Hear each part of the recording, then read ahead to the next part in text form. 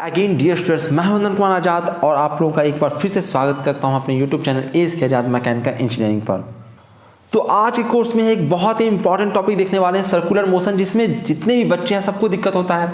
खासकर जो 11th में अच्छे से उन्होंने पढ़ाई नहीं की है और सीधे वो इंजीनियर बन गए हैं और गेट करने चले आए हैं, तो उनको सर्कुलर मोशन में दिक्कत आता है। और सबसे ज़्यादा दिक्कत आता है सेंट्रीपिटल फोर्स क्या होता है, सेंट्रीफ्यूगल फोर्स क्या होता है, कब आता है कब नहीं लगता है, ये उनको बहुत दिक्कत होता है। तो ये जानो कि सेंट्रीपिटल फोर्स जैसा कोई फोर्स होता ही नहीं है। हम लोग 4 ही फंडामेंटल फोर्स पढ़ते हैं, gravitational force, electromagnetic force, nuclear force और एक वीक न्यूक्लियर फोर्स। ये 4 फंडामेंटल फोर्स होते हैं। ये सेंट्रीपिटल फोर्स कोई फोर्स नहीं होता है, ठीक है। और सेंट्रीपिटल फोर्स जब फोर्स नहीं होता, सेंट्रीफ्यूगल फोर्स तो पहले ही सूडो फोर्स है, वो और भी कोई फोर्स नहीं होता है। पर लोग वही होता है कि जबरदस्ती का mv²/r एक नया फोर्स इंट्रोड्यूस कर देते हैं और इससे तकलीफें होती रहती है। तो इस पूरे वीडियो में हम लोग समझेंगे कि कहाँ पे दिक्कत होता है सर्कुलर मोशन के पूरे कोर्स में, कि कहाँ पे आखिर क्या है सेंट्रीपिटल फोर्स, क्यों है सेंट्रीपिटल फोर्स, कब वो लगता है और कब नहीं लगता है, ठीक है। इन सारी चीज़ों को हम लोग समझेंगे कि ये कोई नया तरह का फोर्स नहीं होता है। जो फोर्स सेंटर की तरफ लगता है उसी को हम सेंट्रीपिटल फोर्स बोल देते हैं। किसी का नाम अलग बोल देने से कोई नया फोर्स, नया चीज इंट्रोड्यूस नहीं हो जाता है। जैसे आपका नाम मैं ए रख दूं तो ऐसा नहीं कि आप भी और ए भी है, नहीं, एक ही आदमी है, नाम बदल गया है। तो चलिए उन सब चीज़ों को समझेंगे, पहले डिटेल में धीरे धीरे स्टेप बाय स्टेप हम वहाँ तक पहुँचे। तो डायनेमिक्स फोर्स वगैरह के बारे में हम लोग थोड़ा सा बाद में देखेंगे। सबसे पहले हम सर्कुलर मोशन के काइनेमेटिक्स को देख लेते हैं। यहाँ से भी काफ़ी क्वेश्चन आता है, तो कम से कम आसान चीज़ें तो पहले कवर कर लें। काइनेमेटिक्स, जैसे आप काइनेमेटिक्स आप लिनियर मोशन का देखते थे, उसी प्रकार से इसका भी है। यहाँ पे एंगुलर वेलोसिटी ओमेगा जो होता है d(θ/dt), ठीक है। Rate of change of angular displacement he angular velocity कराता है। इसका यूनिट होता है रेडियन पर सेकेंड। इसी प्रकार से अल्फा होता है एंगुलर एक्सेलरेशन और ये होता है rate of change of angular velocity, यानी अल्फा इक्वल टू होता है d(ω/dt) और इसका यूनिट होता है रेडियन पर सेकेंड स्क्वायर, ठीक है। उसके बाद यहाँ पे ढेर सारे इक्वेशंस हैं, सारे इक्वेशंस आपके उसके पैरेलल ही हैं, उसके जैसा ही है। किसके जैसा? जो आप लोगों ने मोशन में पढ़ रखा है, ठीक है। मोशन में पढ़ रखा है s = ut प्लस पर क्या क्या इक्वेशन पढ़ा मैं यहाँ पे लिख देता हूँ, उसी इक्वेशन से मैं इसको ड्राइव कर देता हूँ, ठीक है। सबसे पहला पढ़ा होगा आप लोगों ने v = u + at, ठीक है। उसी के जैसा आपका ये है। पर ध्यान रखिए जितने भी इक्वेशन है वो सारे के सारे तब के लिए सही है जब एक आपका कांस्टेंट होता है। क्या होता है? एक कांस्टेंट होता है। उसी प्रकार से यहाँ पे अल्फा जब यूनिफॉर्म होगा या फिर कांस्टेंट होगा तभी जाके सारे फॉर्मूले लगेंगे। अगर ये बदल रहा है अल्फा तो किस में से कोई भी फॉर्मूला नहीं लगेगा, ठीक है। इसको सबसे पहले ध्यान में रखिए, कहीं भी कुछ भी मत लगाते रहिए। और बस यही कंपटीशन में गलती करते हैं आप लोग, ठीक है। कहीं भी मतलब उसका कंडीशंस आपको ध्यान नहीं रहता है, तो उसका प्रैक्टिस करके ढंग से रखिए कि आप ऐसे मिस्टेक्स एग्जाम में जाके ना करें, ठीक है। अल्फा जब यूनिफॉर्म हो, कांस्टेंट हो, तभी जाके आपका, और देखो अल्फा ना, अल्फा या ए एक्सेलरेशन ये एक वेक्टर क्वांटिटी, जब इसकी मैं कांस्टेंट के रहने की बात करता हूँ तो इसका magnitude as well as direction दोनों कांस्टेंट होना चाहिए, ठीक है। यहाँ पे तो अल्फा की बात है, अल्फा यदि कांस्टेंट रहता है तब जाके ये सब फॉर्मूले लगेंगे, ठीक है। ये वो इसके जैसा फॉर्मूला है, u = u0 + α/t, sorry omega = ω0 + α/t। Omega क्या है? बात एंगुलर वेलोसिटी, ये है आपका ओमेगा है फाइनल एंगुलर वेलोसिटी, ये है इनिशियल एंगुलर वेलोसिटी, ये है आपका एंगुलर एक्सेलरेशन और ये है टाइम। उसके बाद दूसरा इक्वेशन आप लोगों ने पढ़ा s = ut + ½ उसी से रिलेटेड ये है θ = ω0t + ½ α/t², ठीक है।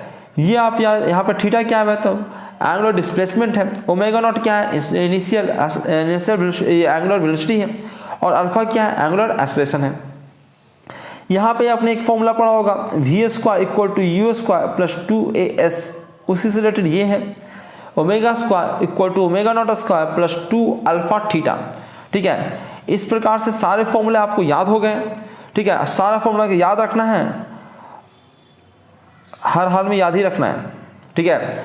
अब एक और कुछ और चीज़ें जान लीजिए कि अगर पूरा एक रोटेशन कर लेते हो, एक रेवोल्यूशन कर लेते हो, इन वन रेवोल्यूशन, एक रेवोल्यूशन में भाई यहाँ से घूम के यहाँ आ जाते हो तो एंगुलर डिस्प्लेसमेंट कितना होगा? तो थीटा होगा 2π के बराबर। तो ऐसे में अगर आपसे ओमेगा पूछा जाए, कि इसको पूछ दे, ठीक है, ओमेगा पूछ दे और कह दे कि भाई n रोटेशन कर रहा था, n रोटेशन मतलब कितना एंगल तुम घूम गए? 2πn। मान आरपीएम दे दे आपको कि आरपीएम आपका दिया हुआ, आरपीएम दिया हुआ n, आरपीएम मतलब क्या होता है, रोटेशन पर मिनट। अगर 1 मिनट में n घूमता है तो पूछ दे कि आपका ओमेगा कितना है, तो ओमेगा निकालना तो भाई 1 मिनट में वो n रोटेशन कर रहा है, यानी कितना एंगल घूम गया वो। तो कितना एक रोटेशन में 2 पाई घूमता है, तो n रोटेशन में 2 पाई n घूम गया, और कितना समय लिया है, 60 लिया है। इससे हम डिवाइड कर देंगे तो आपका ओमेगा निकल के आ जाएगा। ठीक है, तो ये आप याद रखिएगा फॉर्मूला। अगर जनरली क्वेश्चन में दिया रहता है, रोटेशन पर मिनट में दिया रहता है, आरपीएम दिया रहता है, आरपीएम दिया रहा है तो ओमेगा निकालना, तो 2 पाई n बाई 60 आप कर दीजिएगा। ये फॉर्मूला आप लोगों ने कई जगहों पे पढ़ा होगा, खासकर वहाँ पढ़ा होगा आप लोगों ने प्रोडक्शन में, मेटल कटिंग में। उसका भी वीडियो बना हुआ है प्रोडक्शन का, मेटल कटिंग वगैरह, जिसमें आपको काफ़ी दिक्कत होता है। सारे फॉर्मूला ड्राइव किए हुए, ढेर सारे क्वेश्चन बताया हुआ है वहाँ पे, तो उसको जरूर जाकर जरूर देखिएगा। ठीक है, इतने फॉर्मूले हैं। कुछ और चीज़ें कि इसका हम सबसे पहले डायरेक्शन कैसे देखें, तो डायरेक्शन आप देखिए कैसे देख सकते हैं। 2 चीज़ का डायरेक्शन हमको देखना, ओमेगा का और आर का।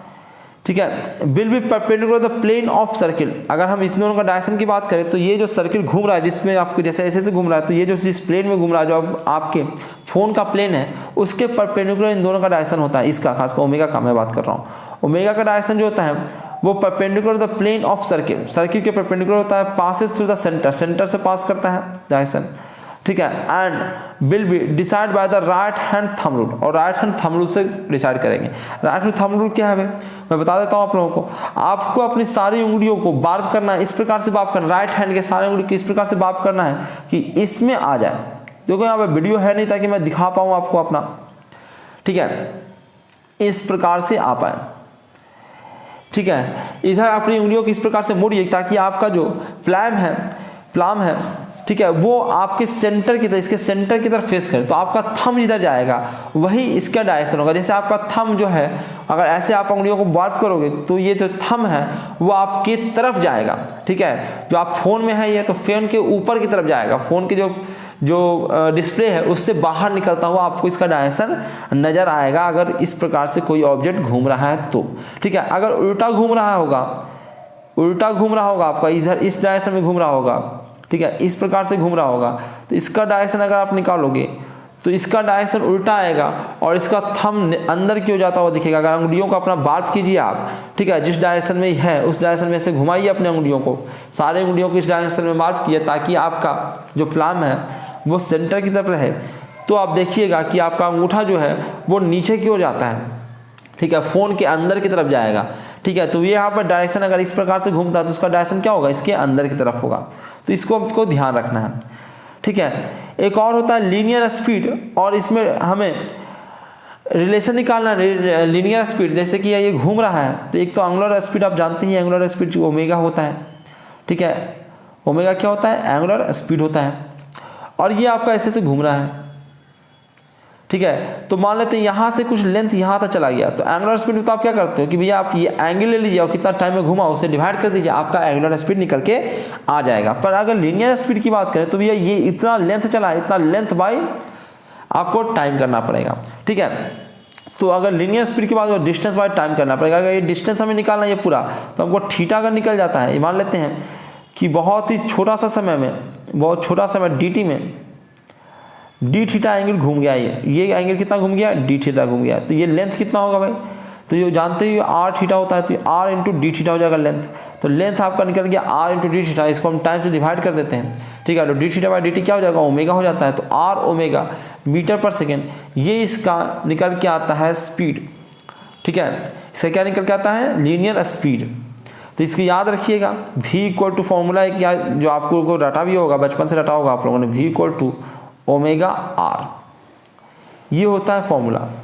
ठीक है, यहाँ पे एक और ज्ञान की बात है, यहाँ v equal to omega R तो तुमने पढ़ रखा है, फिर वेक्टर होता है ये दोनों, तो वेक्टर फॉर्म में करोगे ना, और ये ओमेगा आर दोनों वेक्टर है, तो वेक्टर के भी जब प्रोडक्ट करते हो ना तो 2 प्रकार का प्रोडक्ट होता है, एक होता है डॉट प्रोडक्ट, एक होता है क्रॉस प्रोडक्ट। ठीक है, जब रिजल्टेंट वेक्टर क्वांटिटी आ रहा है तो इसके बीच क्या होगा, क्रॉस प्रोडक्ट होगा, ध्यान रखिएगा।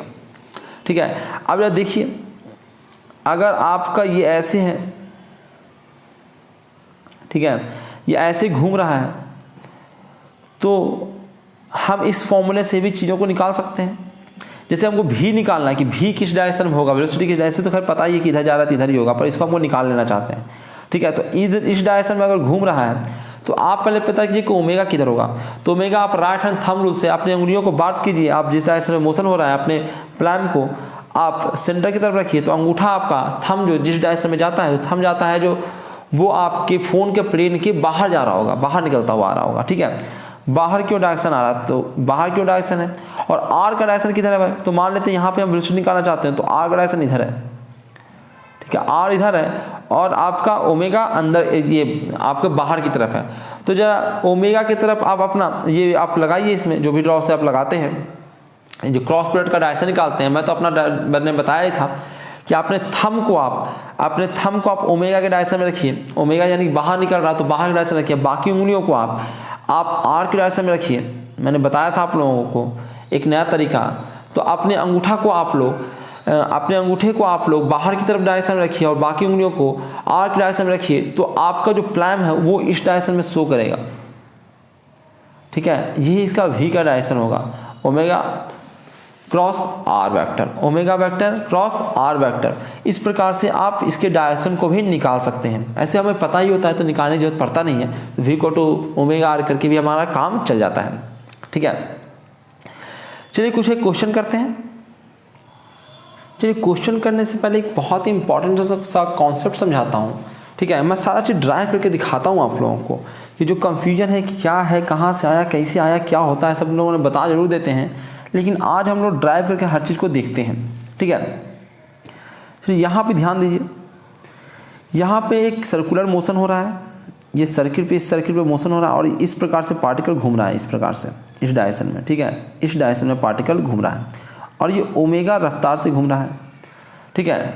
ओमेगा रफ्तार से घूम रहा है, हम मान रहे हैं कि ये पार्टिकल कहीं यहाँ पे है, तो इसका जो पोजीशन है अगर मान रहे हैं यहीं पे ऑरिजिन है और ये आपका वाई एक्सेस है और ये आपका एक्स एक्सेस है, देखते जाइएगा, ठीक है। ये वाई एक्सेस है और ये एक्स एक्सेस है, तो इसका हम पोजीशन अगर निकालना चाहते तो ये इसका पोजीशन वेक्टर है कि नहीं, ये उसका पोजीशन वेक्टर है। अगर पोजीशन वेक्टर हम निकालना चाहें तो देखो पोजीशन वेक्टर क्या है, तो भैया आर इसका जो मैग्नीट्यूड है, तो मैग्नीट्यूड देखो ये रेडियस के ही बराबर है क्योंकि इसी सर्किल पे घूम रहा है, ठीक है। और एक आर कैप मैंने लिख रखा है, इसके मैंने पोजीशन वेक्टर को लिख रखा है, इसका मैग्नीट्यूड और इसका डायरेक्शन इस डायरेक्शन में होगा, डायरेक्शन कहीं इधर होगा, ठीक है।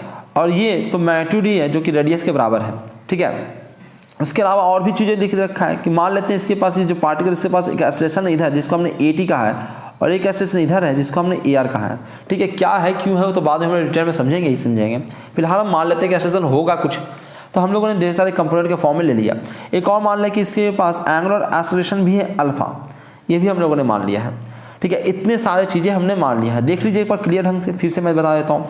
एक पार्टिकल है जो इस प्रकार से मोशन घूम रहा है, ठीक है, ये ओमेगा रफ्तार से घूम रहा है, इसके पास एक एंगुलर एक्सेलरेशन भी है जो कि अल्फा है, ठीक है। ये पार्टिकल के पास कुछ वेलोसिटी भी होगा, ये आगे इस डायरेक्शन में वेलोसिटी, भाई ऑब्वियस सी बात, इधर घूम रहा है तो इधर एक वेलोसिटी भी होगा जिसको हमने वी कहा है, ठीक है, आगे वो आएगा। एक इसके पास एक्सेलरेशन इधर ही है, लीनियर एक्सेलरेशन जिसको हमने AT कहा है, और एक सेंटर की तरफ एक्सेलरेशन जिसको हमने AR कहा है, ठीक है। अब सारी चीज़ों को जब देखते हैं काइनेमेटिक्स से बस सिर्फ देखना है हमको, फोर्स नहीं देख रहे हैं हम इस बार, ठीक है। तो सबसे पहले हमने पोजीशन को लिखा, जो आर वेक्टर इसका पोजीशन था इस पार्टिकल का, उसको हम लोगों ने आर का मैग्नीट्यूड इनटू आर कैप लिख लिया, ठीक है। यानी कि हम किसी वेक्टर को उसके मैग्नीट्यूड और उसके डायरेक्शन यूनिट वेक्टर के मल्टीप्लिकेशन के बराबर लिख सकते हैं, ठीक है। तो आर वेक्टर को लिखा, तो ये आर तो है, ये आर कैप के डायरेक्शन को मैं दिखा देता हूँ कि आर कैप क्या है भाई। तो आर कैप मैंने क्या किया है कि मुझे यूनिट वेक्टर लिखना है इस डायरेक्शन में, ठीक है, तो मैंने कंपोनेंट के फॉर्म में लिखा है। यहाँ पे मैंने इसको तोड़ा है, देखिए ये है आर कैप तो भाई उसका मैग्नीट्यूड तो एक ही होगा, ठीक है। इसको मैंने एक्स डायरेक्शन में तोड़ा, तो ये क्या आएगा, इधर आएगा मैग्नीट्यूड तो एक ही है इसका, तो 1 cos थीटा, और इधर क्या आएगा 1 sin थीटा, यानी कि इधर sin थीटा आएगा, इधर cos थीटा आएगा।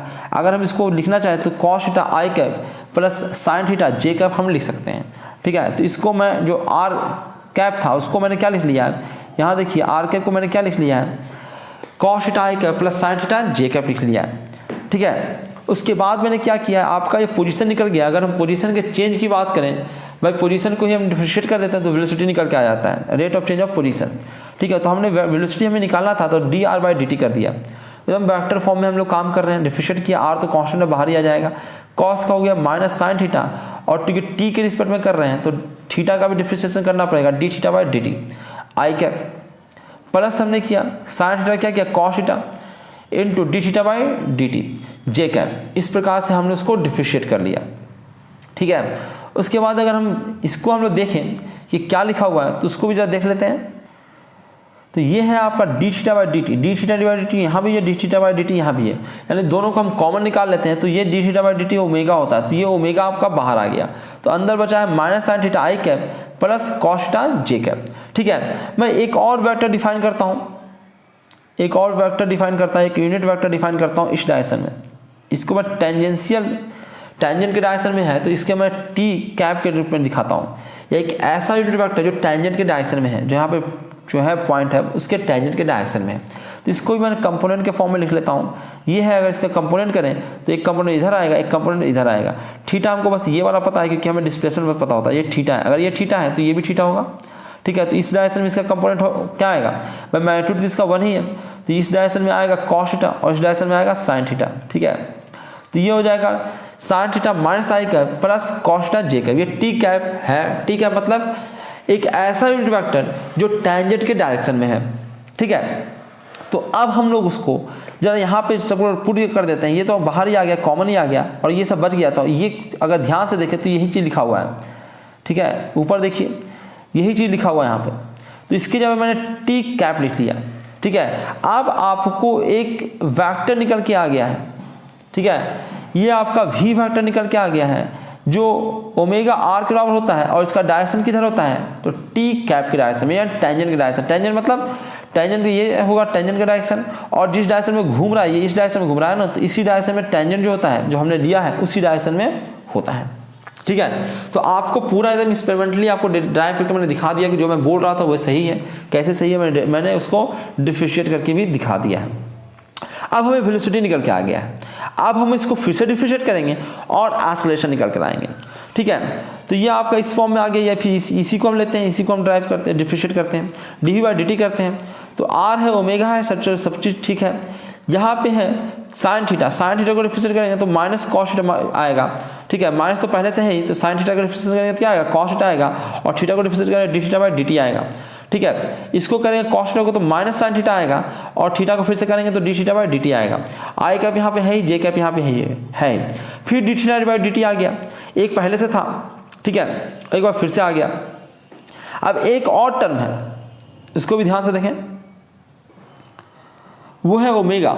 एक बार हमने देखिए ओमेगा को छोड़ दिया है, देखो यहाँ पे आर तो कांस्टेंट है, रेडियस जहाँ भी घूमता रहेगा रेडियस हर जगह कांस्टेंट रहेगा, पर ओमेगा कांस्टेंट ऐसा कहीं लिखा हुआ है क्या, नहीं लिखा हुआ है। तो आर इंटू टी ये पूरा का पूरा है, इसमें दोनों के दोनों कांस्टेंट नहीं है, तो हम लोग यू इंटू वी रूल लगाएंगे। पहले ओमेगा को हमने छोड़ा और इसको डिफरेंशिएट कर दिया, अगली बार क्या करेंगे हम लोग ओमेगा को डिफरेंशिएट करेंगे, इसको पूरा का पूरा को क्या कर देंगे, छोड़ देंगे। तो उसको हमने छोड़ दिया, ओमेगा को डिफरेंशिएट किया तो D omega by D T आया, ठीक है। आप सबको लिख लेते हैं, यहाँ पर तो दिख रहा है D theta by D T है, यहाँ पे D theta by D T, इस दोनों कॉमन आ जाएगा, तो यहाँ पे एक ओमेगा पहले से था, एक और ओमेगा यहाँ से आ जाएगा, ये हो जाएगा आर ओमेगा स्क्वायर। इसको पूरा ड्राइव कीजिए खुद से, ठीक है। तो ये आ जाएगा आर ओमेगा स्क्वायर, यहाँ से बचेगा माइनस कॉस थीटा आई कैप और यहाँ से बचेगा माइनस साइन थीटा जे कैप, ठीक है। और यहाँ से देखिए D omega by D T होता है अल्फा के बराबर, ये आर तो है ही, आर तो जाके मल्टीप्लाई होगा ही, तो आर मल्टीप्लाई हो गया, ये अल्फा आ जाएगा इससे, और ये वाला जैसा है वैसा ही लिखा जाएगा, ठीक है। अब इसको जरा ध्यान से देखिए, ठीक है। मैं यहाँ पे दिखाता हूँ आप लोगों को, यहाँ पे एक दो चीज़ें आया है, एक ये वाला टर्म आया है, एक ये वाला टर्म आया है। ये दोनों टर्म हम पहले भी देख चुके हैं, ठीक है। इस दोनों को टर्म को जरा याद कीजिए, और यहाँ पे देखिए एक ये वाला है और एक ये वाला है, दोनों का यहाँ से मैं वैल्यू दे देता हूँ, एक आर कैप के बराबर है, एक टी कैप के बराबर है, ठीक है। तो मैं उसके यहाँ पे वैल्यू दे देता हूँ, ये जो है वो आर कैप के बराबर था, माइनस आगे कॉमन ले लेते हैं, वो आर कैप के बराबर है, और ये आपका टी कैप के बराबर है, तो मैंने यहाँ पे टी कैप दे दिया, यहाँ पे आर कैप दे दिया। तो देखो हमारा एक्सेलरेशन जो आया है वो कंपोनेंट के फॉर्म में आया है, एक रेडियस जो रेडियल वेक्टर है उसके माइनस के डायरेक्शन में आया है, और एक जो टेंजेंट है उसके डायरेक्शन में एक्सेलरेशन आया है, ठीक है। और यही हमने माना भी था, देखिए ये एक माना था मैंने, रेडियस का डायरेक्शन ये है, उसके विपरीत दिशा में इस डायरेक्शन में एक एक्सेलरेशन इस डायरेक्शन में आया जिसको हम ए आर कहेंगे, और जो इसके इधर आया उसको हम ए टी कहेंगे। तो आया भी, हमने जो एक्सेलरेशन निकाला है वो भी कंपोनेंट के फॉर्म में आया है,